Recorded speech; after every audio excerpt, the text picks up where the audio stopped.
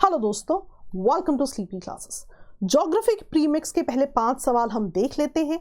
आप चाहें तो इन क्वेश्चंस पे वीडियो पॉज कर सकते हैं, आंसर करने की कोशिश भी कर सकते हैं। पहला क्वेश्चन इंडियन मॉनसून से रिलेटेड है कि क्यों जब साउथ वेस्ट मॉनसून आता है तब तमिलनाडु कोस्ट जो है ड्राई रहता है। दूसरा क्वेश्चन जो है अबाउट ट्रॉपिकल एवरग्रीन फॉरेस्ट। मैंने कैटेगोरिकली ये क्वेश्चन यहाँ पे इसलिए दिया है, it help you to understand the concept. तो बहुत ही पर्पसली दोनों क्वेश्चंस एक के बाद एक दिए गए। नेक्स्ट क्वेश्चन आपसे पूछता है कि कौन सा coast largest tidal energy producing area India का माना जाता है। नेक्स्ट क्वेश्चन, ना यहाँ रिसोर्सेज की बात है, एग्रीकल्चर की बात है कि कौन सा जो है प्लांटेशन या क्रॉप्स राइट कहाँ पर मिलती है। नेक्स्ट, कुछ पोर्ट्स हैं जो कुछ महीनों में पिछले न्यूज में रहे ड्यू टू डिफरेंट रीजंस। आपको इन तीनों की पोजीशंस पता होनी चाहिए, इसीलिए प्लेसेस इन न्यूज के कॉन्टेक्स्ट में ये क्वेश्चन मैंने आपको यहाँ दिया है। चलिए क्वेश्चन शुरू करते हैं। ना क्वेश्चन आपसे कहता है साउथ वेस्ट मॉनसून के समय ऐसा क्यों है कि तमिलनाडु कोस्ट ड्राई रहता है। डायरेक्ट क्वेश्चन है एनसीईआरटी से, डायरेक्ट लाइंस एनसीईआरटी से उठाई हुई है। पहला ऑप्शन कहता है क्योंकि साउथ वेस्ट मॉनसून का जो बे ऑफ बंगाल ब्रांच है तमिलनाडु कोस्ट उसके पैरेलल है, इसलिए ये ड्राई रहता है साउथ वेस्ट मॉनसून। दूसरा ऑप्शन कहता है क्योंकि साउथ वेस्ट मॉनसून की जो अरेबियन ब्रांच है राइट, उसका जो रेन शैडो एरिया है वो तमिलनाडु है, तमिलनाडु कोस्ट है टू बी वेरी प्रिसाइज, तो इसलिए भी वो ड्राई रहता है। तो आपको बताना है क्या ये दोनों रीजंस करेक्ट हैं या नहीं। और अगर आपको समझ में आया वेल एंड गुड, नहीं आया तो मैं पूरा कॉन्सेप्ट एक्सप्लेन करूंगी, डोंट वरी। 2023 के लिए हम प्रेप कर रहे हैं, सारा बेसिक से पढ़ेंगे। चलिए, तो यहां पे करेक्ट आंसर है both 1 and 2। Now let's understand what's happening. ठीक है, चलिए नाउ मॉनसून की हवाएं आ रही हैं। अब होता क्या है, जब ये मॉनसून की हवाएं वेस्टर्न घाट्स को हिट करती हैं, ये 2 भागों में बढ़ जाती हैं। एक ब्रांच, एक सेट ऑफ हवाएं बे ऑफ बंगाल की तरफ चली जाती हैं, उन सेट ऑफ हवाओं को हम कहते हैं Bay of Bengal branch of south west monsoon. दूसरी हवाएं स्टैंडर्ड जो आप अरेबियन सी की तरफ आ रही थी right, Arabian sea branch of south west monsoon right. अब आप इमेजिन करो, या इमेजिन तो क्या ही करना है, ऐसा है, ये है आपका तमिलनाडु कोस्ट। अब जब हवा आई वेस्टर्न घाट्स पे 2 पार्ट्स में डिवाइड हो गई, तो बे ऑफ बंगाल ब्रांच कुछ इस तरह से आगे बढ़ती है। सो बेसिकली तमिलनाडु जो है, तमिलनाडु इस बे ऑफ बंगाल ब्रांच के एग्जैक्टली पैरेलल है, तो हवाएं बिल्कुल इसके सामने से निकल जाती हैं। So the first reason was कि बे ऑफ बंगाल ब्रांच जो है वो पैरेलल है तमिलनाडु कोस्ट के, इस वजह से वहां बारिश नहीं होती, बिकॉज हवाएं उसके पैरेलल ही निकल जाती है। तो पहला ऑप्शन आपका करेक्ट हो जाता है। दूसरा ऑप्शन जो है आपका है अबाउट की रेन शैडो एरिया जो है तमिलनाडु अरेबियन सी ब्रांच का। Let's understand what happens.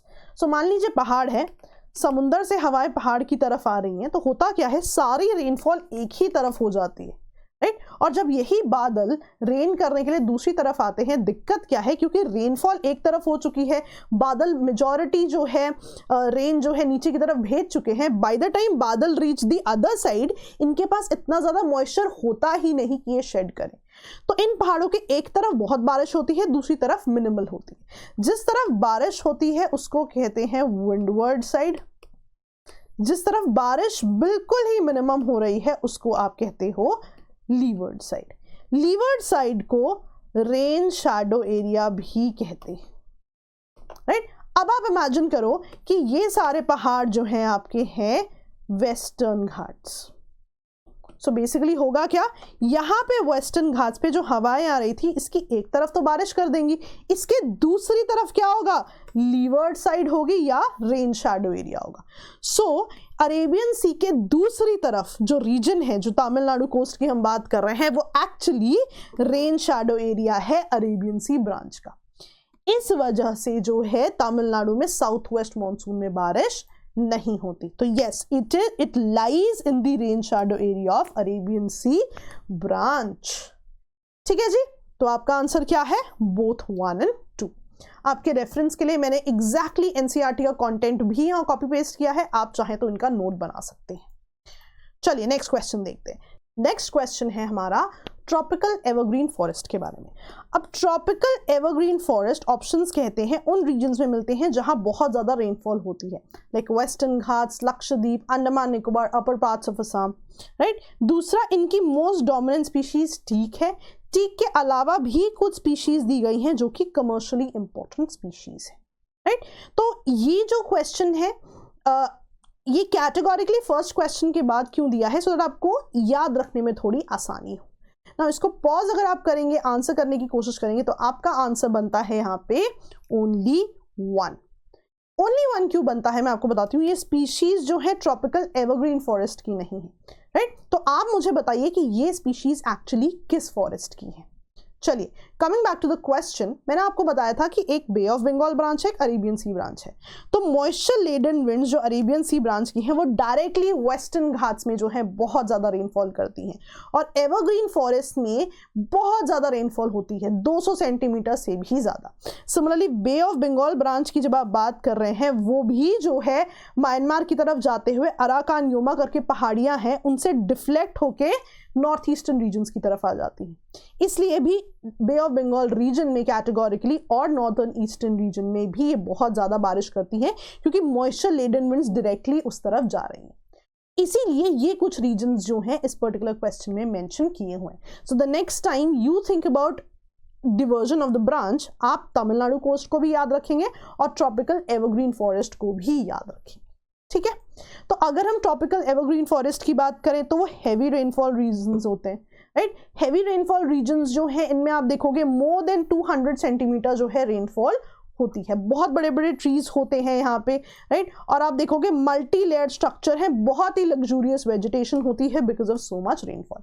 Evergreen क्यों बोल रहे हैं, क्योंकि ऐसा नहीं है कि जो पतझड़ का सीजन है वो एक ही बार में आ गया, सभी ट्रीज से जो है पत्ते झड़ गए, नहीं, डेफिनेट टाइम नहीं है, पूरा साल कोई ना कोई ट्री जो है एवरग्रीन रहता है, राइट। और यहाँ पे आप देखोगे एबनी, महोगनी, ये सब जो वेजिटेशन है आपकी, जो ट्रीज हैं, ये बहुत ज़्यादा जो है रहते हैं ना। याद रखना ये जो एग्जाम्पल्स हैं इन पे 2 बार यूपीएससी पिछले कुछ सालों में डायरेक्ट क्वेश्चन पूछ चुकी है।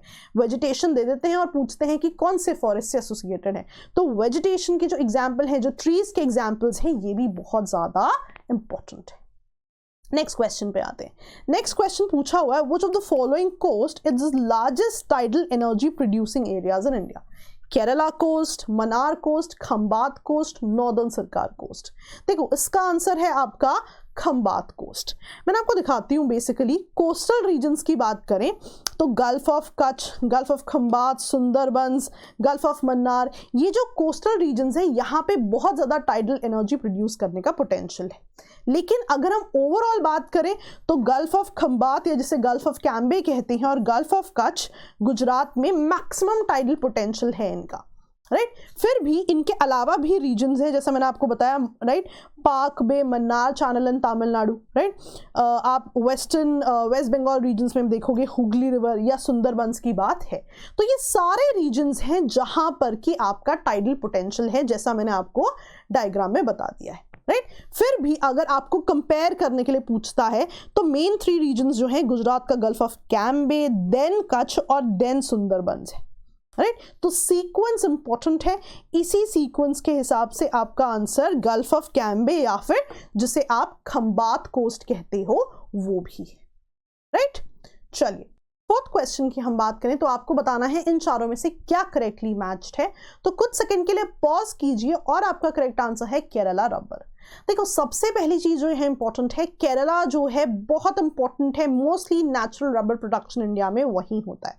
बट बाकी रीजन्स जो हैं वो आपको पता होने चाहिए। फॉर एग्जांपल जूट तो आप याद रख लो, जहां पे मैक्सिमम रेनफॉल होगी वही जूट होगा। रादर रेनफॉल से भी ज्यादा शायद जो इंपॉर्टेंट चीज है वो है वाटर की अवेलेबिलिटी, राइट, देखने का तरीका है ना। Why am I telling you, because ये जो बेसिक लॉजिक्स हैं ये भी आपको हेल्प करेंगे। मान लो कि जूट को हमने मैक्सिमम रेनफॉल वाले रीजन्स में ही बनाया है, अगर मैं जूट को राजस्थान में बना देती तो आपका लॉजिक काम करना चाहिए, जो जिस पॉइंटर के बेसिस पे मैंने आपको बताया है कि वहां पे इतनी रेनफॉल नहीं है, तो जूट की खेती में दिक्कत डेफिनेटली आएगी।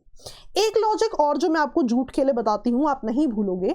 सो जब हम जूट इंडस्ट्री पढ़ाते हैं क्लास में, हम कैटेगोरिकली यही बताते हैं कि इंडिया और जो बांग्लादेश का रीजन है, इंडिपेंडेंस से पहले ये पूरा रीजन जो है जूट के लिए फेमस था।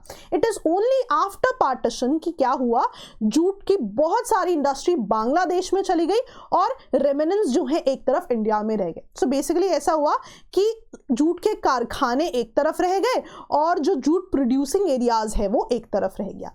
इसीलिए अभी भी आप देखोगे जूट प्रोडक्शन की अगर आप बात करोगे, Bangladesh is one of the top producers, right. तो ये लॉजिक आप हमेशा याद रखेंगे। फॉर एग्जाम्पल अगर मैं आपको यहां दिखाने की कोशिश करूं, जूट के लिए उत्तर प्रदेश की बात है, नहीं, कैटेगोरिकली जो मैंने आपको रीजन दिखाया है वो रीजन आप याद रखेंगे।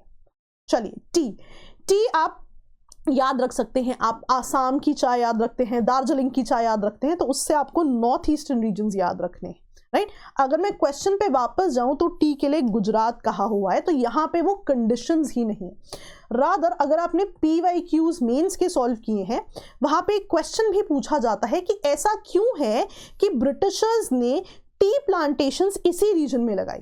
तो सबसे इंपॉर्टेंट रीजन जो यहाँ पे है कि यहाँ की क्लाइमेट कंडीशंस बहुत ज्यादा एप्रोप्रिएट थी, राइट। सिमिलरली एक और क्वेश्चन हम पढ़ाते हैं क्लास में कि ब्रिटिशर्स ने ये भी ट्राई किया कि ये वाला जो रीजन है, कांगड़ा की आप बात कर लें, उत्तराखंड बेल्ट की बात कर लें, तो वहां पे भी दे ट्राइड, या हिमाचल बेल्ट की हम बात कर लें, वहां पर भी ब्रिटिशर्स ने ट्राई किया था कि वो टी प्लांटेशंस लगाएं, but they were not successful there. इसका बहुत इंपॉर्टेंट रीजन रहा है कि मेजॉरिटी सही एप्रोप्रिएट जो क्लाइमेटिक कंडीशंस है, सॉइल है, वो उन्हें जो है नॉर्थ ईस्टर्न रीजन्स में मिली थी। ठीक है जी, सिंपल था। चलिए आगे बढ़ते हैं। व्हीट प्रोड्यूसिंग रीजन्स का भी आप ध्यान रखेंगे, राइट। और आइडिया बहुत सिंपल है कि आपको सभी के जो बेस्ट प्रोड्यूसिंग एरियाज हैं आपको पता होने चाहिए। NCERT से मैंने आपको ये मैप्स जो है कॉपी पेस्ट करके दिए। चलिए आगे बढ़ते हैं। Last question of the day, which of the following is marked incorrectly. तो Lamu port Kenya, Ningbo Zhoushan port China, port of Latakia Syria. तो आपका करेक्ट आंसर है नन ऑफ द अबव। तीनों ही सही मैच्ड है, याद रखने के लिए दिए हैं आपको। तो मैं पोजीशंस भी दिखाती हूं आपको। जो हम निंगबो पोर्ट कह रहे हैं, आप देखोगे चाइना से जुड़ा हुआ है। आप लामू पोर्ट देखोगे कीनिया से जुड़ा हुआ है, एंड पोर्ट ऑफ लताकिया आप देखोगे सीरिया से जुड़ा हुआ है। So for different reasons they were in news. आपके लिए इनकी पोजीशंस इंपॉर्टेंट है मैप के पर्सपेक्टिव से, इसीलिए आपको ये चीजें दी गई है। तो यही कोशिश करते रहेंगे कि कुछ रेलेवेंट क्वेश्चंस आपके लिए लाते रहें। 2023 के लिए बहुत बेसिक से प्रिपरेशन करेंगे और इसी तरह से पढ़ते रहते हैं। सो बिफोर आई गो, मैं हमेशा करंट अफेयर्स प्रोग्राम की बात करती हूँ। बहुत ही ज़्यादा कॉम्प्रिहेंसिव प्रोग्राम है, प्रीलिम्स मेंस दोनों के लिए, and it also helps you to make a let's say perspective about things. तो call a helpline centres, ask for demo lectures, watch the demo lectures and see कि क्या आपके लिए ये कोर्स बेनिफिशियल है या नहीं। सेकेंड जो चीज़ मैं हमेशा कहती हूँ कि वर्क ऑन द थिंग्स जो कि आपकी वीक है, राइट। हर एक कोर्स में आपका कंटेंट रहेगा, साल भर का करंट अफेयर्स रहेगा, लेक्चर पे बेस्ड क्विजेज रहेंगे टू टेस्ट यू। तो इसी के साथ आज की क्लास यहीं पे समाप्त करते हैं। All the best, keep studying, keep revising, bye bye.